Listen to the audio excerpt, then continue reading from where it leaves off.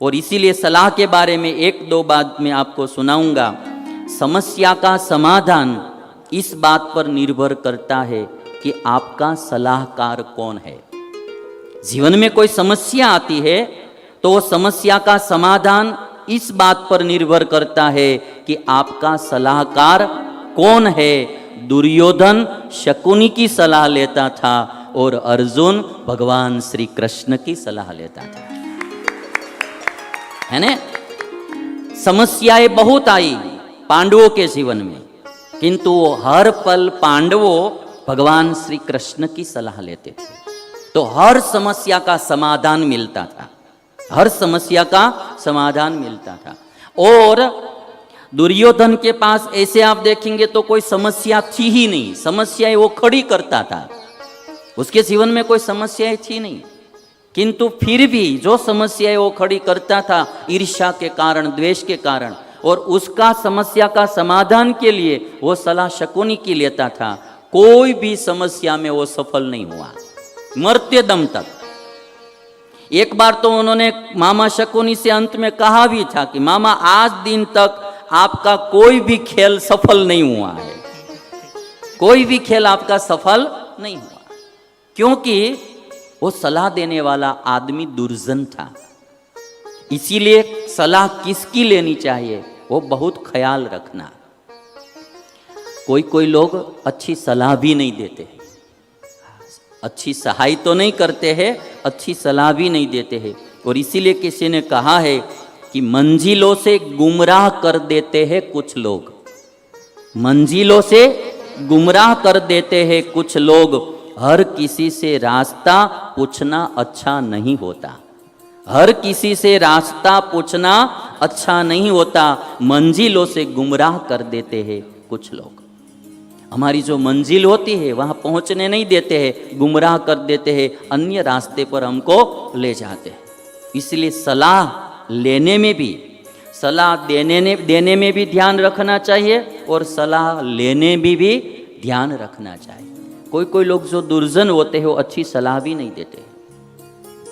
तो इधर धृतराष्ट्र जल रहे थे ऐसे ही ईर्ष्या में, अब दुर्योधन को भी वही ईर्ष्या हो गई। सर्वगुण संपन्न पांडवों की नगरवासी भरी सभाओं में प्रशंसा करते थे, हर जगह पर जिधर भी जाओ उधर सब नगरवासी पांडवों की प्रशंसा करते थे। और पांडवों की प्रशंसा सुनकर खोटी बुद्धि वाला दुर्योधन भीतर भीतर ही जलता रहता था, भीतर भीतर ही जलता रहता था। महाभारत में एक बात बार बार आती रहेगी, पांडवों की उन्नति देखकर कौरव जलते ही रहते थे। दुर्योधन ने धृतराष्ट्र के पास जाकर मंत्रणा की, पिताजी प्रजाजन युधिष्ठिर को राजा बनाना चाहते हैं, प्रजाजन युधिष्ठिर को राजा बनाना चाहते हैं। यदि ऐसा हो गया तो हम परोपजीवी हो जाएंगे, यदि युधिष्ठिर राजा हो गया तो हम परोपजीवी हो जाएंगे। इसलिए पांडवों को वारणावत नगर में आप भेज दीजिए। दुर्योधन ने पिता धृतराष्ट्र से कहा, वारणावत भेज दीजिए। धृतराष्ट्र ने कहा कि भीष्म आदि पांडवों को अन्यत्र भेजने की अनुमति नहीं देंगे। मैं तो भेज देता किंतु ये अनुमति नहीं देंगे, भीष्म है वो अनुमति। भीष्म के बिना रह भी नहीं सकते धृतराष्ट्र, और भीष्म की बात उसको अच्छी भी लगती नहीं, वो अनुमति नहीं देंगे। और धर्मपरायण तथा लोकप्रिय युधिष्ठिर को हम यदि बाहर भेज देंगे तो नगर में भी विद्रोह हो जाएगा, जनता जो है वो विद्रोह कर देगी और विद्रोही जनता हमें भी मार डालेगी। इतना भय था धृतराष्ट्र को, इसीलिए वो कहता है कि हमें बाहर नहीं भेजना चाहिए। दुर्योधन ने कहा, पिताजी आप चिंता मत कीजिए, अभी धन का खजाना मेरे हाथ में है, धन का खजाना मेरे हाथ में है और मंत्रिमंडल भी मेरे हाथ में है, सब हमारे अधीन है।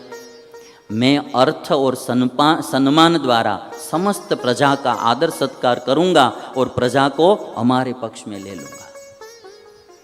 तो धन का उपयोग करके दुर्योधन प्रजाजनों को अपने वश में करने लगा। दुर्योधन प्रजा को सहाय कर रहा था, वो प्रजा पर दया नहीं थी, प्रजाजनों पर दया नहीं थी, प्रजाजनों का हित करने के लिए नहीं कर रहा था, प्रजाजनों को अपने फेवर में करने के लिए कर रहा था। तो ऐसे ही सबको सत्कार करने लगा। और दुर्योधन ने कहा कि आप कोई भी उपाय से पांडवों को वारणावत भेज दीजिए, थोड़े ही दिन में हम सबको वश कर लेंगे। धृतराष्ट्र ने चतुर मंत्रियों द्वारा वारणावत की प्रशंसा करवाई पांडवों के पास। चतुर मंत्रियों सब थे, पांडवों के पास वारणावत नगर की प्रशंसा करने लगे। मंत्रियों कहते हैं कि पृथ्वी पर सबसे अधिक मनोहर कोई स्थान हो तो वारणावत नगर है। जाल बिछा रहे, यहां शिव पूजा के लिए बहुत बड़ा मेला लगता है। मंत्रियों ने कहा शिव पूजा के लिए बहुत बड़ा मेला लगता है। तो पांडवों के मन में इच्छा हो गई कि हम भी वहां जाएंगे, अभी कभी गए नहीं है। और ऐसी परंपरा भी थी कि हस्तिनापुर के राजा वो मेले में जाते थे। तो पांडवों ने कहा कि हम भी वहां जाएंगे। धृतराष्ट्र ने पांडवों की इच्छा जानकर वहां जाने की अनुमति दे दी, क्योंकि उनको तो इच्छा थी ही, अनुमति दे दी। युधिष्ठिर को धृतराष्ट्र की इच्छा का रहस्य का पता चल गया था। युधिष्ठिर जान गए थे कि हमको ये भेजना ही चाहते हैं, तो वो जान गए थे। किंतु युधिष्ठिर इतने धार्मिक थे कि धृतराष्ट्र की मन की कोई भी इच्छा अपूर्ण रहे वो उसको पसंद नहीं था। उनकी इच्छा है तो हम वहां जाएंगे। तो युधिष्ठिर ने भी ना नहीं बोली, जान गए थे कि ये क्यों हमको बाहर भेजना चाहते हैं।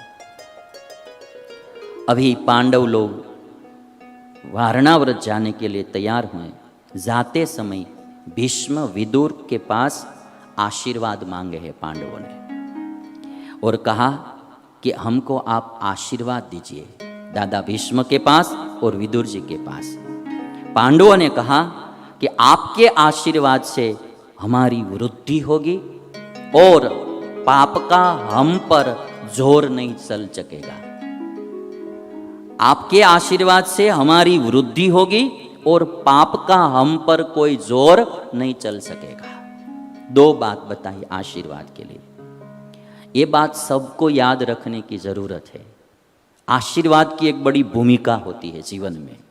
भगवान की प्रार्थना, संत का आशीर्वाद, गुरुजनों का आशीर्वाद, माता पिता का आशीर्वाद, उनकी एक बहुत बड़ी सफलता में, सुखी होने में बहुत बड़ी भूमिका होती है। आज पांडव सशक्त थे, फिर भी दादा भीष्म के पास और चाचा विदुर जी के पास आशीर्वाद मांगे हैं, और उन सब ने प्रसन्नचित होकर आशीर्वाद दिए। क्या आशीर्वाद दिए? स्वस्त्यस्तु वः पथि सदा भूतेभ्यश्चैव सर्वशः। रास्ते में सभी भूत प्राणी मात्र से तुम्हारी रक्षा होगी, तुम्हारा कल्याण होगा। स्वस्त्यस्तु वः पथि सदा भूतेभ्यश्चैव सर्वशः मा च वोस्त्वशुभं किंचित् सर्वशः पांडुनंदनाः। आज कहते हैं कि तुम जाओ, तुम्हारा सभी प्रकार से कल्याण होगा, तुम्हारा कोई प्रकार का अशुभ नहीं होगा।